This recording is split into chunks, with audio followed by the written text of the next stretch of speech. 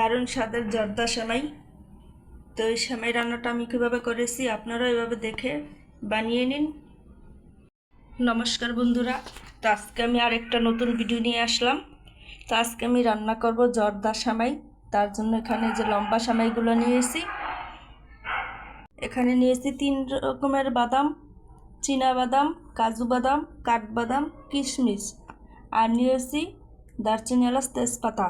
আর এই সেমাইটা রান্না করার জন্য মেন যেটা লাগবে নারকেল। এখানে আমি নারকেল নিয়েছি। আর এটা রান্না করব সম্পূর্ণ ঘি দিয়ে আর চিনি দেব। তো আমি রান্নাটা কিভাবে করি আপনারাও দেখে নিন। আর আমার চ্যানেলের নতুন বন্ধু হয়ে থাকলে চ্যানেলটি সাবস্ক্রাইব করে আমার পাশে থাকবেন আর স্কিপ না করে সম্পূর্ণ রান্নাটা দেখে নেবেন। তো আগে থেকে একটা কড়াই বসিয়ে দিয়েছি, এখন ঘি দিয়ে দেব। ঘিয়ের মধ্যে আমি কাজু আর বাদামগুলা, কিশমিশ ভেজে নেব। খুব বেশি ভাজবো না, তাহলে পুড়ে যেতে পারে। হালকা নড়াচড়া দিয়েই আমি এটা নামিয়ে নেব। হয়ে গেছে, এখন উঠিয়ে নেব। আর একটু ঘি দিয়ে দেব, তেজপাতা আর গরম মশলা দিয়ে দেব।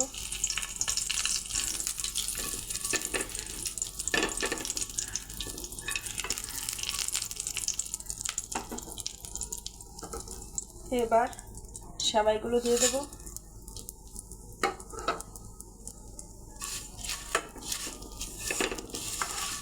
সেমাইগুলো একটু ভেজে নেব। এই যে দেখুন, সেমাইটা আমি লাল লাল করে ভেজে নিয়েছি। এবার নারকেল কোড়াটা দিয়ে দেব, আবার একটু ভেজে নেব। এইবার চিনি দিয়ে দেব। এখানে লাল চিনিটা আমি নিয়েছি, এই যে 1.5 চামচ চিনি দিয়ে দিলাম। আবার নাড়া দিয়ে নেব। সেমাইয়ের সঙ্গে চিনিটা মিশিয়ে নেব। চিনি থেকে একটু জল বের হয়ে যাবে।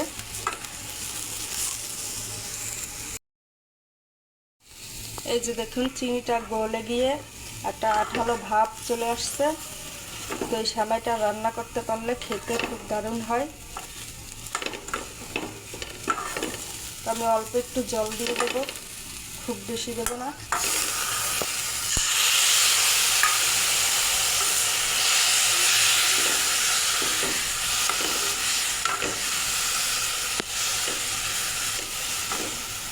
দিয়ে দিয়েছি, এখন একটু ঢাকনা দিয়ে ঢেকে দেব, তাহলে সেমাইটা সেদ্ধ হয়ে যাবে।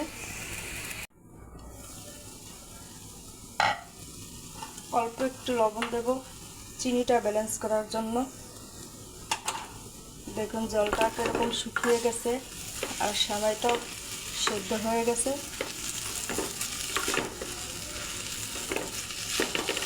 তো এখন আমি ভেজে রাখা বাদাম আর কিশমিশগুলো দিয়ে দেব।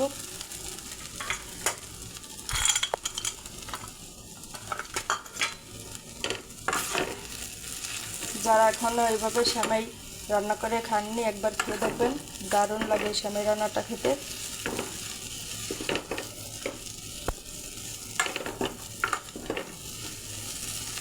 আর একটু ঢাকনা দিয়ে ঢেকে দেব। আমি আরেকবার ঢাকনা দিয়ে ঢেকে দিয়েছিলাম।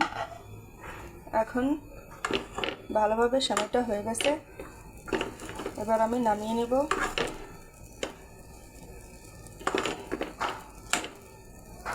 তো এই সেমাইটা একবার হলে এভাবে খেয়ে রাখবেন, দারুণ লাগে।